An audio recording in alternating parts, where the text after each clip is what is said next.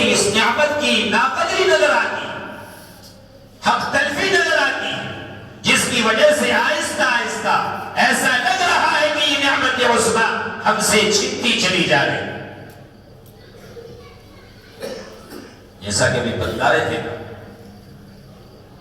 کہ جو مدرسوں میں پڑھاتا ہے اس کو تبلیغ والے چبھتے ہیں، اور جو تبلیغ میں لگا ہوا ہے اس کو خانقاہ والے چبھتے ہیں۔ یاد رکھو، میں آپ سے یہ کہوں، آپ کے ہاتھ کے اندر 5 انگلیاں، مجھے کوئی ایک انگلی دے دو، آپ کو ایک انگلی دے دو، تو کیا آپ مجھے دے سکتے؟ نہیں دیں۔ کیوں؟ اس لیے کہ میری انگلیاں 5 میری ضرورت نہیں، یہ 5 میری ضرورت کے لیے۔ اگر شہادت کی انگلی نہ ہو، انگوٹھا اتنا کام نہیں کر سکتا جتنا اس کو کام کرنا چاہیے۔ انگوٹھا نہ ہو، کسی چیز کو ہم کما حق نہیں پکڑ نہیں سکتے اس کو، اس لیے کہ اس کے ہاتھ میں نقص آ گیا، اس کے ہاتھ میں کمی آ گئی۔ یاد رکھو، اگر ہمارے درمیان سے مساجد کی اہمیت، مدارس کی اہمیت، خانقاہوں کی اہمیت، تبلیغ و تعلیم کو دلیل سمجھنا اگر ہم نے یہ شروع کر دیا تو اللہ اس نعمت کو ہمارے درمیان سے چھین لے۔ ارے آپ کو نظر آتی ہے حق تلفی ہے کہ نہیں؟ یہ اصل میں بڑا ایک نظام ہو گیا، ہم ذرا سا کوئی کام کر لیتے ہیں، جیسے مثال کے طور پر ہمارے بچے نے مکتب کے اندر قرآن نازلہ مکمل کر لیا، یا اسی طریقے سے ہم نے تبلیغ میں لگ کر 1 چلہ یا 4 مہینے لگا لیے۔ اب ہم کیا سمجھتے ہیں کہ ہم نے سب کچھ کر لیا، سب کچھ سیکھ چکے ہیں، اب ہمیں کسی چیز کی ضرورت نہیں۔ یہ غلط ہے، اور اسی کی وجہ سے آج ایک شعر ہے نا، ہے جستجو خوب سے ہے خوب تر کہاں، ہے جستجو خوب سے ہے خوب تر کہاں، دیکھیے جا کر ٹھہرتی ہے یہ نظر کہاں۔ ہم نے اس پر اپنے آپ کو بس کر لیا، روک لیا، اور خوش فہمی میں ہم ڈوبے ہوئے ہیں۔ یاد رکھو، ہمیں خوش فہمی میں ڈوبنے کی ضرورت نہیں ہے۔ اگر میں نے 20 رکعت تراویح کی پڑھی ہے، میں نے عشاء کی نماز مکمل پڑھی ہے، یہ عزم مصمم مجھے ہونا چاہیے، اور میرے دل کے اندر تہیہ اور پختہ یقین ہونا چاہیے کہ مکمل رمضان تک میں تہجد کی نماز نہیں چھوڑوں گا۔ کہو انشاءاللہ۔ اور آج اس امت کے اندر سے فرائض کی اہمیت ختم، آج اس امت کے اندر سے تہجد کی نماز کی اہمیت ختم، اس کی عظمت ختم، اس کی وقت ختم۔ بغیر تہجد کے ولی نہیں بن سکتے، بغیر تہجد کے قطب ابدال نہیں بن سکتے ہم، اور بغیر تہجد کے ہم اللہ کی نظر میں وہ مقام حاصل نہیں کر سکتے جو ہمارے بزرگوں نے حاصل کیا ہے۔ ہم 5 وقت کی نماز پڑھنے کے بعد سوچتے کہ بس میرا کام ہو چکا۔ دوستو، اللہ کو ہماری نمازوں کی ضرورت نہیں، اللہ کو ہمارے سجدوں کی ضرورت نہیں ہے، اللہ کو ہمارے دین کے کام کی ضرورت نہیں ہے، اللہ کو ہمارے ذکر و اذکار کی ضرورت نہیں ہے۔ اس نے ایک مخلوق پیدا فرما دی، نورانی مخلوق، وہ لگی ہے صبح و شام اس کے ذکر میں، اس کی یادوں میں، اس کی تسبیح میں، اس کی تحمید میں، اور اس کی تکبیر میں، اس کی کبریائی بڑائی بیان کرنے کے اندر وہ قوم لگی ہوئی ہے، وہ ملکی فرشتے ہیں۔ اللہ نے اس مخلوق کو پیدا فرما دیا جو میں نماز پڑھ رہا ہوں، قرآن پڑھ رہا ہوں، مدرسے کے اندر بچوں کو تعلیم دے رہا ہوں، مکتب کے اندر لگا ہوا ہوں، ان کے پیچھے اپنی زندگی کھپا رہا ہوں، اور ان کے پیچھے اپنے آپ کو لگا رہا ہوں۔ یہ میری ضرورت ہے، یہ قبر کی ضرورت ہے، یہ حشر کی ضرورت ہے۔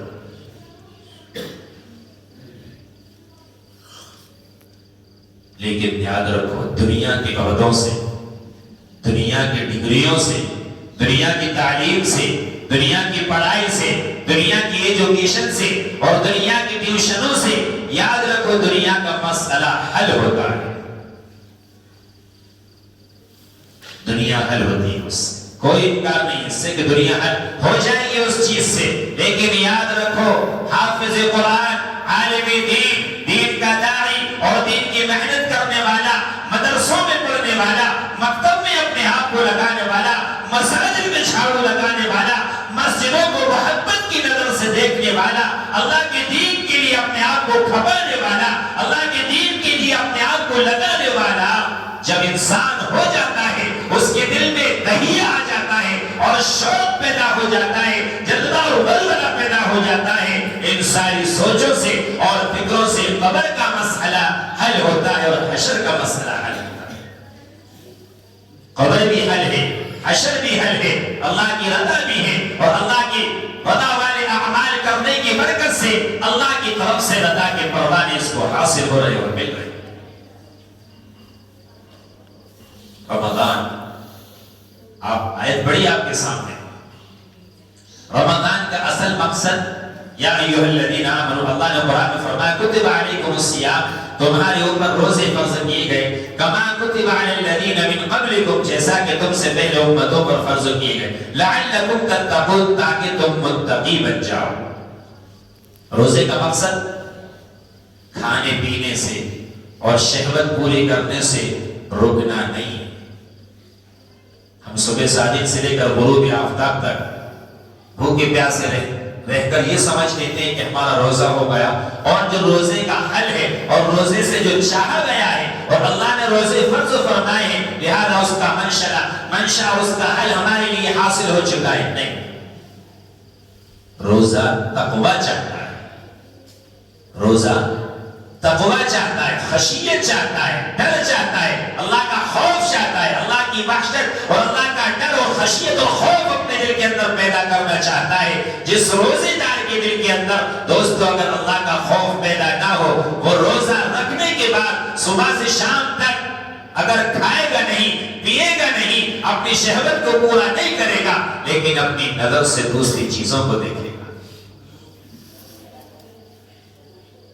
اللہ کے نبی نے فرمایا نظر ابلیس کی تیروں میں سے ایک تیر ہے، نظر ابلیس کے تیروں میں سے ایک تیر ہے، یہ تیر جب سامنے پڑتا ہے تو وہ تیر واپس آ کر اس کا عکس دل پر پڑتا ہے، دل کے اندر خیالات غلط آتے ہیں۔ جب بندہ مومن نماز کے لیے نیت باندھتا ہے، اللہ اکبر کہہ کر نیت باندھتا ہے، جب اس کی نظر غلط پڑی ہے، سورہ فاتحہ پڑھ رہا ہے، سورت پڑھ رہا ہے، لیکن اسے کوئی ہوش نہیں ہے کہ میں کیا دیکھ رہا ہوں، مجھے اللہ سورہ فاتحہ میں کیا سبق دے رہا ہے، اس کا دل باہر کی دنیا میں اٹکا ہوا ہے۔ تیرا دل ہے صنم نہ آشنا، تجھے کیا ملے گا نماز میں؟ تیرا دل ہے صنم نہ آشنا، تجھے کیا ملے گا نماز میں؟ آج اس امت نے اللہ کا تعارف اور اللہ کی پہچان کو بھلایا، اللہ کی پہچان کو فراموش کر دیا۔ تیرا دل ہے صنم نہ آشنا، تجھے کیا ملے گا نماز میں؟ اگر یہی دل تیرا دل ہو جائے صنم آشنا، تجھے سب کچھ ملے گا نماز میں۔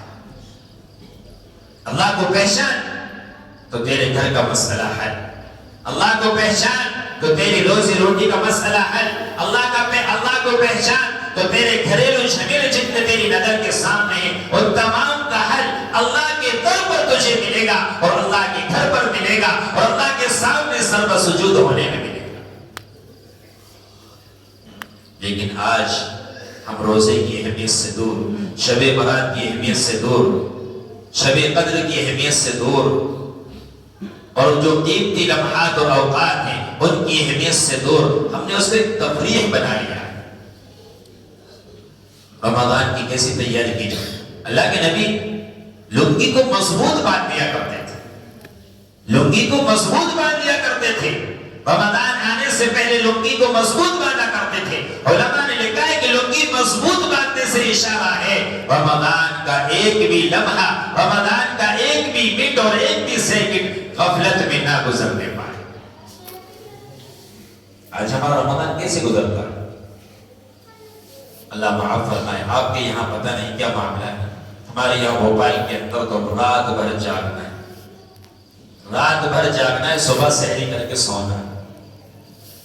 یہ ایک ایسی قوم ہے جو کھانے کے لیے پوری رات جاگتی ہے، کھانے کے لیے پوری رات جاگتی ہے، اگر صبح سوتا رہا تو میری سحری نہیں ہو پائی۔ وَجَعَلْنَا اللَّيْلَ لِبَاسًا وَجَعَلْنَا النَّهَارَ مَعَاشًا، اللہ نے قرآن میں فرمایا فرمایا اس کا نظام ہی اس امت نے الٹا کر دیا ہے۔ اس لیے اللہ کے نبی نے ارشاد فرمایا روایت کے اندر، جو عشاء کی نماز جماعت سے پڑھتا ہے اور گھر جا کر سو جاتا ہے، کوئی اور ذکر وغیرہ نہیں کرتا، اور صبح فجر کی نماز تکبیر اولا کے ساتھ امام کے پیچھے امام نے نیت باندھی، فوراً نیت باندھ کر کھڑا ہو جاتا ہے اور پڑھتا ہے۔ اللہ کے نبی نے فرمایا عشاء کی نماز جماعت سے پڑھنے کی برکت سے اللہ اس کو آدھی رات کا ثواب عطا فرماتے ہیں، فجر کی نماز جماعت سے پڑھنے کی برکت سے اللہ اس کو آدھی رات ثواب عطا فرماتے ہیں، تو پوری رات اللہ کے ذکر میں گزر گئی۔ کتنا بڑا عملہ ہمارا، کتنا بڑا جمع غفیر ہمارے یہاں، جو مساجد سے دور ہے، نمازوں سے دور ہے، اللہ کی یادوں سے دور ہے، رمضان کا انتظار کر رہا ہے کہ رمضان آئے گا تو میں نمازوں کو شروع کر دوں گا، رمضان آئے گا میں قرآن کریم کی تلاوت کو شروع کر دوں گا، رمضان آئے گا میں اللہ کی یادوں کو بسانا اپنے دل کے اندر شروع کر دوں گا۔ رمضان تو دوستو اس لیے آتا ہے تاکہ رمضان کی وجہ سے انسان اپنے 11 مہینے رمضان کی طرح گزارنے کے لیے تیار ہو جائے اور عزم مصمم اور پختہ ارادہ کر لے۔ لیکن یہ انسان رمضان کے قیمتی لمحات کو بھی اللہ کی یاد کے بغیر گزار رہا ہے۔ ہم ناقدرے ہیں دوستو، ہم کیا ہیں؟ ناقدرے ہیں۔ قدر کرو، یہ اللہ کا گھر ہے، اس کی قدر کرو۔ حالات بہت پرخطر ہیں، حالات بہت پرخطر ہیں۔ یہ مساجد کو اگر ہم نے سجدوں سے آباد نہیں کیا، اپنے گھروں کے اندر سے قال اللہ اور قال الرسول اور قرآن کی آواز نہ آئی، اور ہم ہاتھ پر ہاتھ رکھ کر بیٹھے رہے اور اطمینان کا سانس دیتے رہے اور یہ سوچتے رہے کہ میں تو دیندار ہوں، میں نماز پڑھ رہا ہوں، میری اولاد نماز پڑھ رہی ہے، یاد رکھنا اتنا سوچنے کی وجہ سے آنے والی نسل کی کوئی گارنٹی نہیں ہے کہ وہ نماز کے شوقین دنیا میں رہے۔ اپنے آپ کو جگاؤ، جھنجھوڑو، اندر کی دنیا میں، دل کی دنیا کے اندر جھانک کر دیکھو میں کس موڑ پر کھڑا ہوں، میرا نام کیا ہے اور میرا مشن کیا ہے اور میرا کام کیا ہے، میں کہاں جا رہا ہوں، کس کی روش کو میں نے اختیار کر لیا۔ جس روش پر ہم چل رہے ہیں یہ روش صحیح نہیں ہے، جس راستے کو ہم نے پکڑ لیا اور اخذ کر لیا یہ راستہ صحیح نہیں ہے، یہ راستہ اللہ سے دور لے جانے والا ہے۔ جیسا کہ ابھی بھائی نے کہا، بہت اچھی بات، لباس کی بات، واقعی میں لباس کی بات۔ نوجوانوں آج آپ سے دامن پھیلا کر ایک درخواست کر جاتا ہوں، اپنے لباس کو اسلامی لباس میں کرتا شلوار پہنو، کہو انشاءاللہ، چھوڑ دو یہ ان چیزوں کے ذریعے سے۔ واقعی میں اب علماء نے اپنی جگہ پر مسائل لکھے ہیں کہ سطر کتنا نظر آ جائے گا تو اس سے نماز ٹوٹ جائے گی، وہ اپنی جگہ پر ہیں سارے مسائل۔ اگر آپ کے سامنے بیان کریں تو آپ کہیں گے لوگ اب مسئلہ بیان کرنے آتے ہیں، لیکن کیا کریں، کئی مقام پر کئی مسجدوں کے اندر یہ حال دیکھا گیا ہے کہ اگر نماز پڑھ رہا ہے سجدے کی حالت میں، رکوع کی حالت میں، تشہد میں بیٹھا ہوا ہے، اس کی نماز ختم ہے، اس کی نماز ختم ہے۔ یہ پلان ہے، یاد رکھو، یہ پینٹ شرٹ ٹی شرٹ یہ پلان ہے۔ مسلمان کے اندر سے جان نکالنا اس کی ایمان کی، اسے کھوکھلا کرنا، پوری رات سجدہ کرتے رہو، لیکن آپ کا صدر نظر آ رہا ہے، ناف سے لے کر گھٹنے تک یہ حصہ اگر آپ کا نظر آیا، سامنے بھی، پیچھے بھی، دائیں بھی، بائیں بھی اگر نظر آ رہا ہے، نماز ختم ہو گئی۔ پوری رات سر سجدے میں گزارتے رہو لیکن آپ کا ایک بھی سجدہ قبول نہیں ہوگا، آپ کا ایک بھی سجدہ قبول نہیں۔ کیوں؟ اس لیے کہ ہم نے جو لباس پہنا ہے، یہ لباس ہم کو قرآن سے دور کر رہا ہے، اللہ کے نبی کی محبت سے دور کر رہا ہے، اللہ کے نبی کی تعلیمات سے دور کر رہا ہے۔ اس کی لباس اسلامی لباس، چہرہ لباس اسلامی چہرہ، چھوڑو یہ چیزیں، وضاقتہ اسلامی وضاقتہ، اور اخلاق جس میں تو ہم بالکل پیچھے پڑے، بالکل فسڈی ہیں، اس میں تو 0/0۔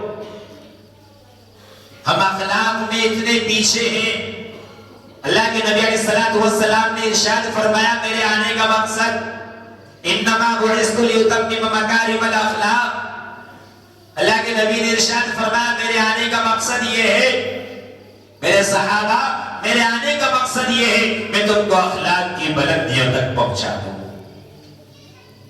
کہاں ہے وہ اخلاق جو نبی نے صحابہ کو سکھلائے اور صحابہ نے اپنی زندگی کے اندر ڈالے اور ڈھالے، اور صحابہ نے تابعین کو، تابعین نے تبع تابعین کو، اور یہ سلسلہ چلتا رہا۔ آج وہ اخلاق ہمارے مابین سے مفقود ہے، ختم ہے، نظر نہیں آتے۔ آج اس امت کا جو رونا ہے سب سے بڑا وہ اخلاق میں بالکل فسٹ نہیں ہے۔ زبان سے ایسے کٹے ہوئے جملے ہم بولتے ہیں، اور اللہ معاف فرمائے اب تو بالکل کھل کر کہہ دو، باہر اگر ہم جملے صحیح استعمال نہیں کرتے لیکن مسجد کے اندر آتے ہیں، اگر امام صاحب تھوڑے سے آگے پیچھے ہو جائیں تو ہمارا چہرہ بتا دیتا ہے کہ امام صاحب کے اوپر معلوم نہیں کون سی بجلی گرنے والی۔ یہ ہمارے اخلاق ہیں، اس لیے علماء نے مسئلہ لکھا ہے امام مسجد اگر لیٹ ہو جائے 5 منٹ تک اس کا انتظار کیا جائے۔ ایک بادشاہ نے مسجد تعمیر کرائی،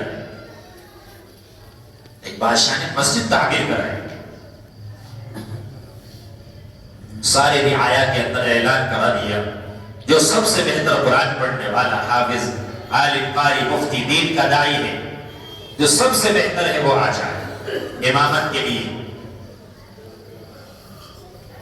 چنانچہ لوگوں کا ہجوم بہت زیادہ پہنچا، بادشاہ نے ایک کو متعین کر دیا۔ جب بادشاہ کی عادت تھی آگے پیچھے ہونے کی،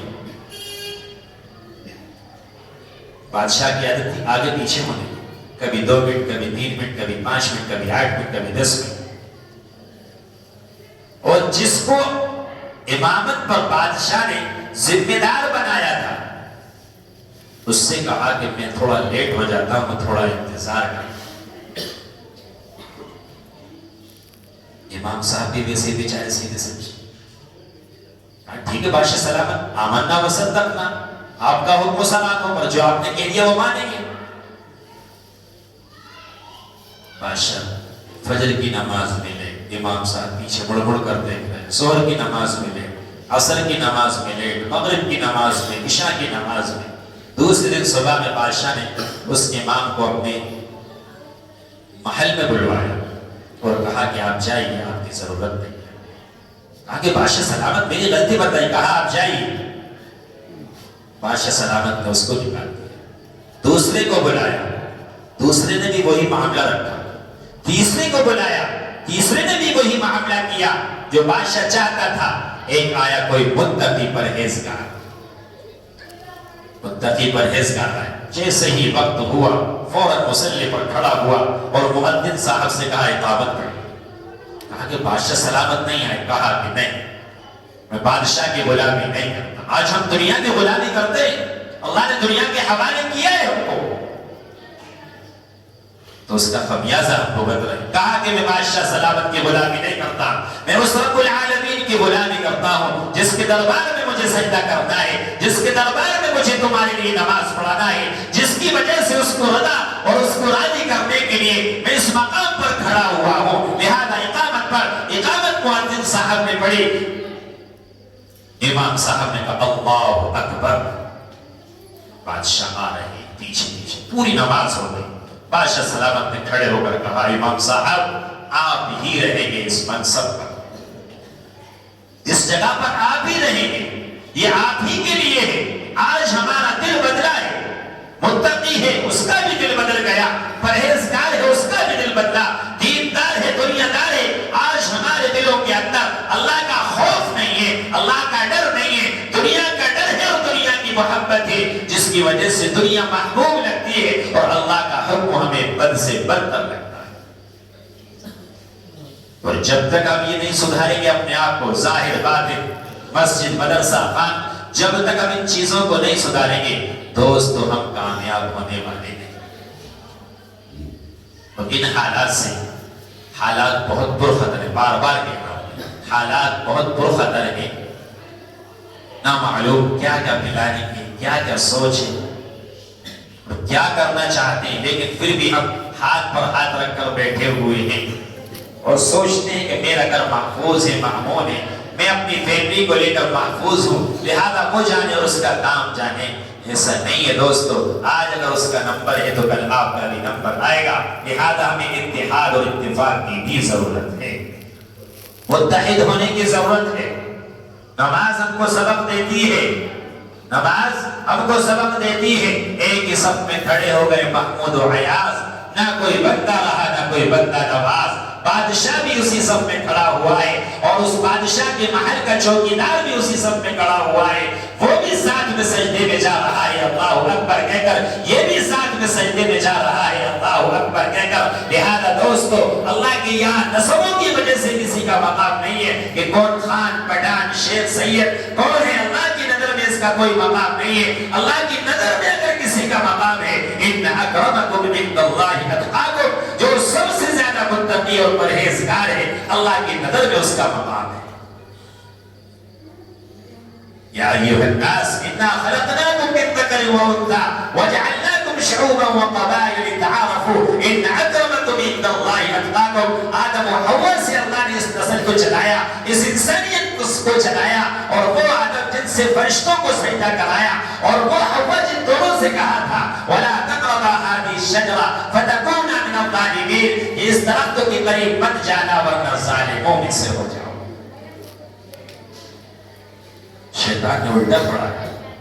اصل میں ہمارا جو دل ہے نا، جو نفس ہے نا، یہ نفس ہمیں کسی نیکی پر ابھارنے نہیں دیتا، یہ نفس ہمارا کسی نیکی پر چلنے نہیں دیتا، اور کیا کہتا ہے، اور بتاؤں، یہ کہتا ہے کہ آپ جو ہے بڑھاپے کی حالت میں پہنچ کر توبہ کر لیں۔ بڑھاپے میں پہنچ کر توبہ کر لیں۔ آنے کے سلسلے ہیں دوستو، جانے کا کوئی سلسلہ نہیں، آنے کا انتظام ہے، جانے کا کوئی نظام نہیں ہے۔ ان کندھوں نے کتنے جوانوں کو اٹھا کر قبرستان میں چھوڑا ہے، ان کندھوں نے کتنی ماں کو اٹھا کر قبرستان میں چھوڑا ہے، ان کندھوں نے کتنے باپوں کو اٹھا کر قبرستان میں چھوڑا ہے، اور ہم ہاتھ جھاڑ کر آ جاتے ہیں۔ منہا خلقناکم وفیہا نعیدکم ومنہا نخرجکم تارۃ اخری، ہم پڑھ کر آ جاتے ہیں، ہاتھ صاف کر آ جاتے ہیں، دو چار مرتبہ ہم اس قبرستان پر جاتے ہیں، اس کے بعد ہم کو جانے کی بھی توفیق نہیں ہوتی، پھر بعد میں جب کبھی پہنچتے ہیں، باپ کی اور ماں کی قبر بھی نظر نہیں آتی۔ کوئی کسی کا پرسان حال نہیں ہے اس جہان میں، جیسا ہم اپنے دور کے قریب کے تعلقات رشتہ داروں کے ساتھ میں جو سلوک کرتے ہیں جانے کے بعد، ان کے چلے جانے کے بعد، تو اس سے بدتر ہمارے ساتھ ہونے والا ہے۔ فَمَنْ يَعْمَلْ مِثْقَالَ ذَرَّةٍ خَيْرًا يَرَهُ وَمَنْ يَعْمَلْ مِثْقَالَ ذَرَّةٍ شَرًّا يَرَهُ۔ اپنے آپ میں نیکی کا شوق پیدا کرو، اپنے آپ میں نیکی کا ذوق پیدا کرو، اپنے آپ میں قرآن کی محبت پیدا کرو، اپنے آپ میں نبی علیہ السلام کی تعلیمات اور آپ کی سنتوں کو زندہ کرنے کی محبت اور چاہت پیدا کرو، کسی کے اوپر مت ڈالو، یہ سمجھو کہ دین میری ضرورت ہے، قرآن بھی میری ضرورت ہے، حدیث میں میری ضرورت ہے، اور نبی علیہ السلام کا لایا ہوا مبارک دین بھی میری ضرورت ہے۔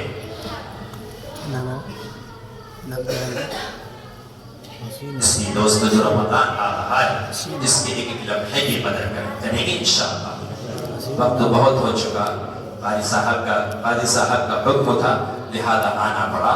اللہ پاک آپ سب کو دونوں جہان کی برکتیں عطا فرمائے، اور جو مکتب چلا رہے ہیں اللہ پاک ان کے مکتب کو دین دو گنا چوگنی ترقی عطا فرمائے۔ اور آپ لوگوں سے آخر میں یہ درخواست کروں گا، جو یہ مکتب چلا رہے ہیں آپ لوگ بھی آیا کرو سر دیکھنے کے لیے، بستی والوں سے بھی گزارش ہے آپ لوگ بھی آیا کرو۔ جب آپ لوگ آئیں گے تو ان کا سینہ چوڑا ہو جائے گا، ان کو بھی لگے گا کہ واقعی میں دین سب کی ضرورت ہے۔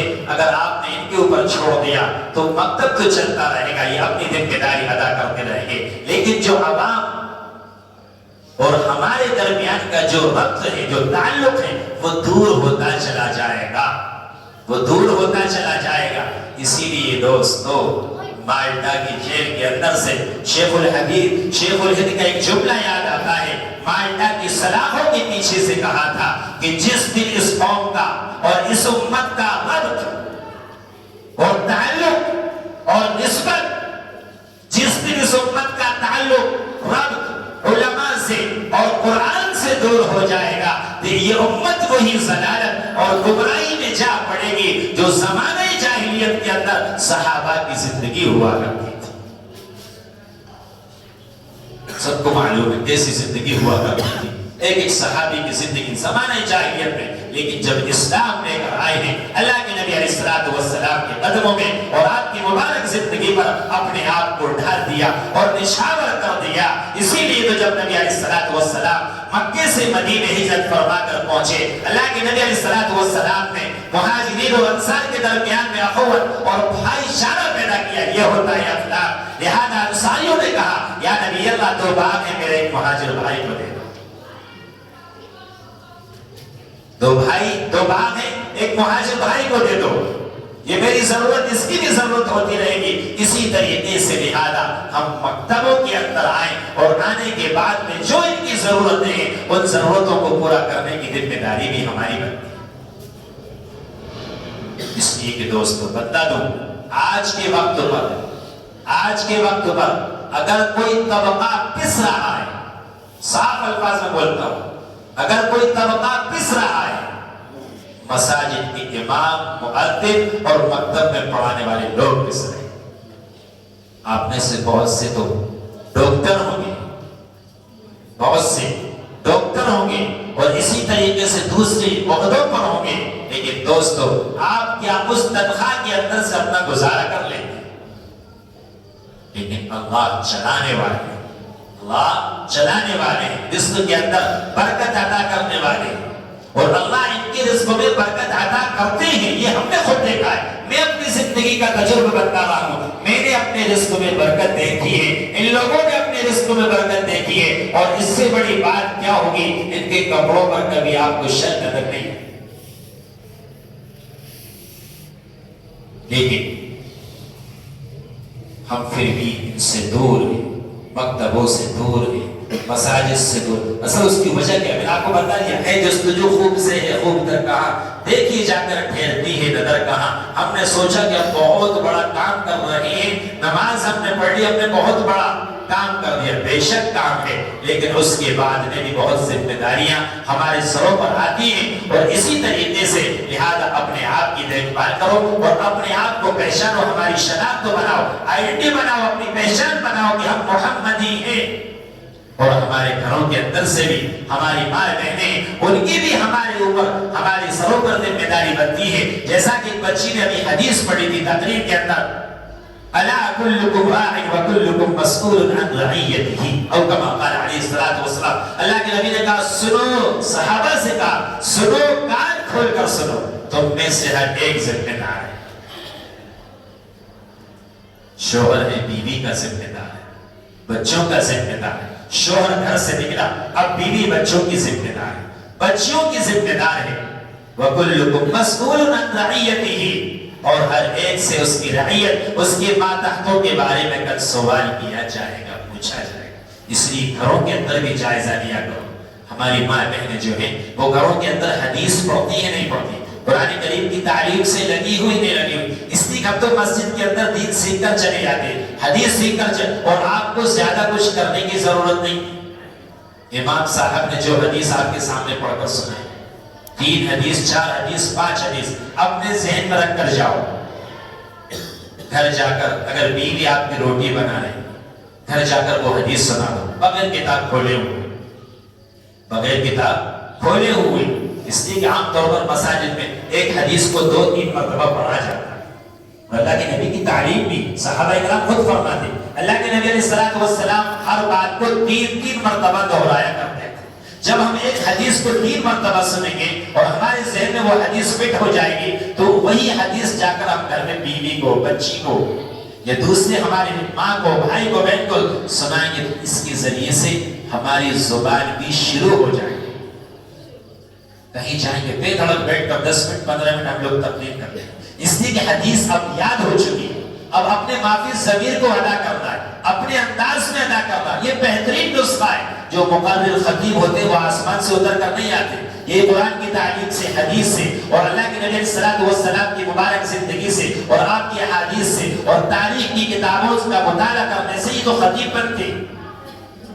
اس لیے آپ سے معلمہ کی درخواست ہے کہ اپنے آپ کی فکر کریں، اپنے شہر کی فکر کریں، اپنی مسجد کی فکر کریں، اپنے مکتب کی فکر کریں، اپنی بچیوں کی فکر کریں، اور پورے عالم کی فکر کریں، اور رات کی تنہائی میں بیٹھ کر اللہ سے رویا کریں، مانگا کریں، اللہ جو حالات بنے ہیں بے شک میرے گناہوں کا نتیجہ ہے۔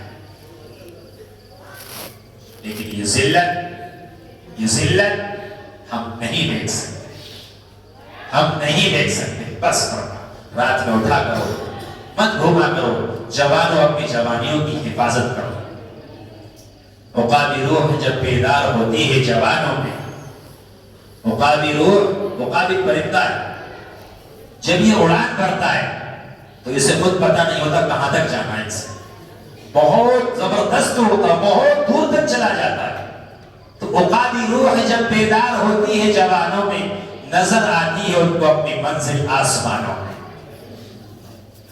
آسمانوں پر دیکھتے، وہ زمین کی طرف نہیں دیکھتے، مجھے وہاں تک جانا ہے، مجھے وہاں تک جانا ہے۔ تو ہم سب کو یہ مشن لے کر، دین کی محنت لے کر، دین کا جلوہ اور سلیقہ لے کر اتنے دور تک جانا ہے کہ کل میدان محشر کے اندر جناب نبی کریم صلی اللہ علیہ وسلم کی ذات اقدس کے سامنے کھڑے ہو، اللہ کے نبی سے کہہ دے، اللہ میں نے مدرسے کے اندر نہیں پڑھا تھا، مکتب کے اندر نہیں پڑھا تھا، لیکن مجھے ایک راستہ ملا تھا تبلیغ کا، اللہ میں نے اپنے سر کے اوپر وہ بستر اٹھا کر دور دراز چلتا رہا، لوگوں نے برا بھلا کہا، میں نے ان کی کوئی پرواہ نہیں کی، میرے سامنے آپ کا مشن تھا، اور آپ کا مشن کیا تھا؟ اللہ کے نبی علیہ السلام سے پوچھا جبرائیل امین نے، یا رسول اللہ آپ کو کب چین آئے گا، کب آپ اطمینان کا سانس لیں گے؟ اللہ کے نبی نے ارشاد فرمایا، جب تک ہر ایک گھر کے اندر، کچے اور پکے گھر کے اندر دین پیدا نہ ہو جائے، میری سنت اور میری سیرت اور صورت نہ پہنچ جائے، میرا قرآن نہ پہنچ جائے، میں محمد رسول اللہ کو چین نہیں۔ یہ جذبہ ہمارے اندر ہونا چاہیے، اور سلیقہ بھی ہونا چاہیے۔ ایسا نہیں گھڑ کے چلتی ہے ہر جگہ، نہیں، سلیقہ پہلے اپنے آپ کو بناؤ، پہلے اپنے آپ کو پہچانو، اندر سے کھنگالو، اللہ کے سامنے رو گڑ گڑاؤ کہ اللہ مجھ سے کچھ تو دین کا کام لے لے، میں نے آج تک دنیا کے لیے کیا ہے، دین کا کام تو مجھ سے لے لے، کل قیامت میں تیرے سامنے کھڑے ہو کر کہہ دوں گا کہ اللہ میں نے جو بھی کام کیا ہے، جتنا کام کیا ہے، اپنے دیال میں اس کو قبول فرما لے، اور اس کی برکت سے اللہ مجھے معاف فرما لے۔ لہذا آپ لوگوں سے وقت بہت ہو چکا ہے، تو اپنے مکاتب کی تھوڑی سی فکر کریں، گھروں کی فکر کریں، اپنے آپ کو پہچانیں، اسلامی لباس پہنا کرو، پہنیں گے انشاءاللہ۔ رمضان کے اندر ہر ایک جوان چھوٹے ہر ایک کرتا شلوار پہنے، لگے اپنے آپ کو کہ نہیں ہم کچھ ہیں۔ ایک مرتبہ کی بات میں بتا رہا ہوں، ہم لوگ کل کنواں پڑھتے تھے، اسٹیشن کے باہر پلیٹ فارم نمبر 1 پر سے میں جا رہا تھا، ایک سفید کپڑوں کے اندر میرے ہاتھ میں بیٹھا، بہت سارے لوگ لڑکے تھے، سفید لباس کے اندر وہ ہاتھ اتر کر، ٹوپی تھی نہیں لیکن سفید لباس، میں نے کہا السلام علیکم ورحمۃ اللہ وبرکاتہ، تو اس نے کہا بھائی رام رام، کہاں پہنچ گئے، ہمارا لباس ادھر چلا گیا، ہماری وضاحت ادھر چلی گئی، سفید کپڑے کس کا لباس؟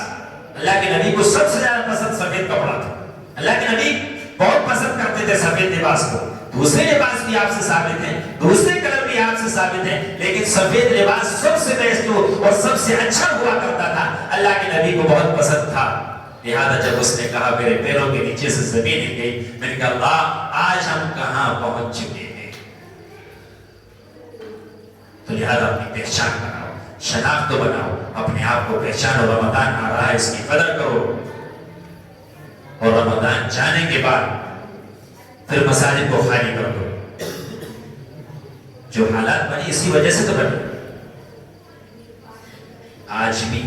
آج بھی ایسی مسجدیں ہیں مدھیہ پردیش کے اندر بتا رہا ہوں جہاں فجر کی اذانیں نہیں ہوتی، جہاں فجر کی اذانیں نہیں ہوتی، آج بھی ایسی مسجدیں ہیں جہاں باہر سے کنڈی لگی ہوئی ہے، 8 دن تک نمازیں نہیں ہوتی، اذانیں نہیں ہوتی، دھول مٹی چاروں طرف سے ان کے اندر آ رہی ہے۔ کیا رونا روتے ہیں ایک مسجد، کیا رونا روتے ہیں، ہمارے محلے کے مسجد ہم سے آباد نہیں ہوگا، ہم یہاں نہیں آباد، ہمارا ایمان گھر سے اٹھا کر مسجد میں نہیں آتا، ہم خواب دیکھتے جنت میں جائیں گے، ہماری عبادتوں کے بلبوتے پر جنت میں نہیں جائیں گے، اللہ کے فضل اور اس کے کرم کے بلبوتے پر جنت میں جائیں گے۔ اللہ نے معاف کر دیا تو ہی ہم جنت میں جائیں گے، ورنہ ایک قطرہ اگر پانی کا حساب اگر اللہ نے مانگ لیا تو اس کو پوری زندگی کی عبادتیں ایک طرف اور ایک قطرے پانی کا حساب ایک طرف۔ اس لیے اپنے آپ کو بناؤ، دین کے شوقین بناؤ، بنائیں گے انشاءاللہ۔ اللہ پاک ہم سب کو عمل کی توفیق عطا فرمائے، جو کہا گیا اس پر ہم سب کو عمل کی توفیق عطا فرمائے، اور جتنے لوگ یہاں آئے ہیں سب کو اللہ پاک دین کی خدمت کے لیے قبول فرمائے۔ جہاں رہو جیسے رہو، بس اپنی پہچان بنا کے رہو، کہیں پر بھی رہو، دور دراز میں رہو، اپنے آپ کو پہچانو، لہذا حالات آتے رہیں گے آتے رہیں گے۔ اللہ نے خود قرآن میں کہا قل جاء الحق وزهق الباطل ان الباطل كان زهوقا، حق آ گیا باطل چلا گیا، اور باطل پیٹ پھیر کر ہی بھاگنے والا ہے۔ لیکن آج مسلمان اس مشن پر نہیں ہے، جس کی وجہ سے حالات بدل چکے ہیں، حالات متغیر ہیں، اور ہم تھوڑا سا حیران پریشان نظر آ رہے ہیں۔ ایمان مضبوط بناؤ، یہ بال باغا نہیں کر سکتے، کوئی کچھ نہیں بگاڑ سکتا، 1000 پر بھاری ہو جائے گا، لیکن شرط ہے کہ اندر ایمان ہو، تقویٰ ہو، اللہ کا خوف ہو، پھر جگہ سے جائے گا، اسلام کی ہوائیں لے کر جائے گا، اسلام کا علم بلند کرتا ہوا جائے گا، اور اسلام کا جھنڈا اس کے ہاتھ میں ہوگا، پھر یہ افریقہ کے جنگلوں میں بھی گھس رہا ہوگا، پھر آپ کی یہ جنگل ہے اس میں بھی گھس رہا ہوگا، اس کے پیچھے لاکھوں کا مجمع ہوگا، اور کلمے کی آواز ہوگی، صدائیں گونج رہی ہوگی، لا الہ الا اللہ محمد رسول اللہ۔ انشاءاللہ وہ مقام دیکھیں گے اپنی نظروں سے، اللہ سے دعا بھی کیا کرو، اللہ ہم یہ اپنی نظروں سے دیکھنا چاہتے ہیں، آمین۔ وما علینا الا البلاغ۔